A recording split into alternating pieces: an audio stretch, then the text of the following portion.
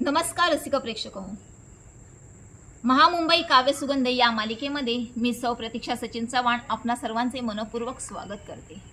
राष्ट्रीय व आंतरराष्ट्रीय पुरस्कार विजेते सुप्रसिद्ध लेखक साहित्यिक कवी डॉक्टर विजय कोकणे यांच्या काव्यसुरभी मालिकेमधील घोडदौड मानवतावादी अस्तित्वाच्या या काव्यसंग्रहातील एक कविता मी तुमच्या समोर सादर करीत आहे। कवितेचे शीर्षक आहे अश्रूंचे गाणे।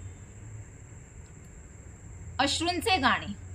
सीमेवरती रक्ताचे पाट वाहत होते, सीमेवरती रक्ताचे पाट वाहत होते, तिचे डोळे अश्रूंचे गाणे गात होते।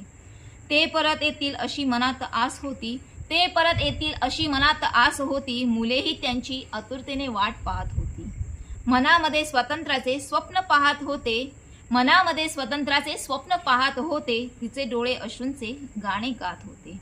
ते कसे असतील अशी मनात भीती होती, ते कसे असतील अशी मनात भीती होती, कारण शत्रूंच्या गोळ्यांपुढे त्यांची छाती होती। पांढरी वस्त्रे मुंडे हात नशिबात होते, पांढरी वस्त्रे मुंडे हात नशिबात होते, तिचे डोळे अश्रूंचे गाणे गात होते। ते गेले आता काय भविष्य अंधार आहे, ते गेले आता भविष्य काय अंधार होते, भारतीय त्या नारीचे मन उदार होते।